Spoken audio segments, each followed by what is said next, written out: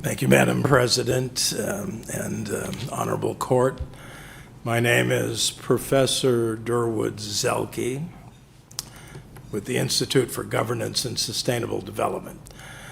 The Institute is a think tank that works with the world's leading scientists to understand climate change and turn that understanding into effective and enforceable law and policy. I'll address the pivotal facts of the climate emergency, which can be distilled into three basic concepts: temperature, tipping points, and time. It's too hot today, we're too close to tipping points, and we have too little time left to slow warming. Today's 1.2 degrees of warming is not safe. Climate impacts are already causing human rights violations in the Americas and around the world. And every tenth of a degree that follows 1.2 will expose 140 million more people to extreme heat. Now, if we were able to stop here, we might have a chance of adapting to climate impacts. But we're not stopping. Emissions are continuing, warming is accelerating, and we're on course to crash through the 1.5 guardrail of the Paris Agreement by 2030, maybe a couple of years after. And we'll crash through the 2-degree barrier by 2050. Now, it's critical to keep warming below 1.5, because between 1.5 and 2 degrees, we face 11 irreversible and catastrophic tipping points. That's between 2030 and 2050, 11 tipping points. We're going to lock them in. Three specific examples. The Arctic sea ice. We've lost half of that great white shield. When we lose the second half, it will add the equivalent of 25 years worth of current emissions. That will further collapse permafrost, that will release methane and CO2, that will set off self-amplifying feedbacks that cause still more warming.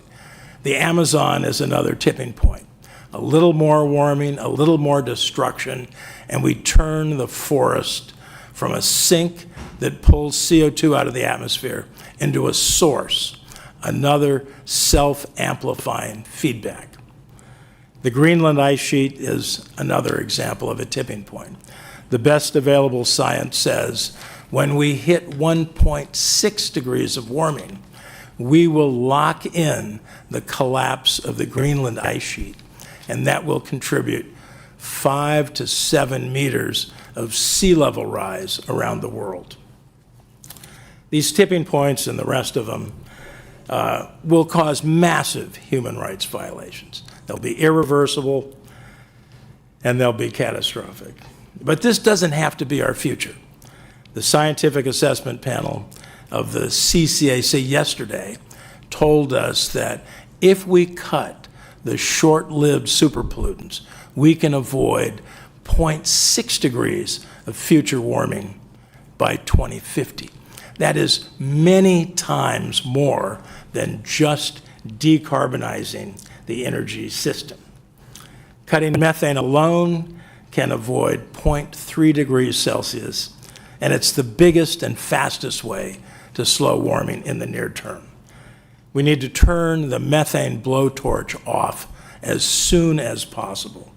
We can start with the oil and gas industry as we phase out that industry.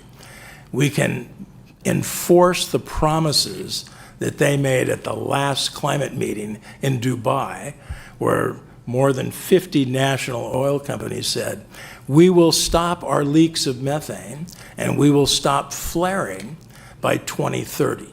That's a great promise. Now it needs to be turned into a mandatory obligation.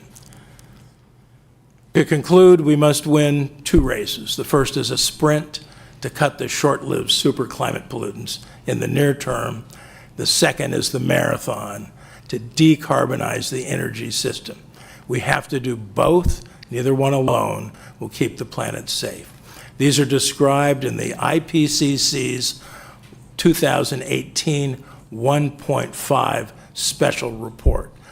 It was good advice then, it's good advice today for the world and for this court. Thank you.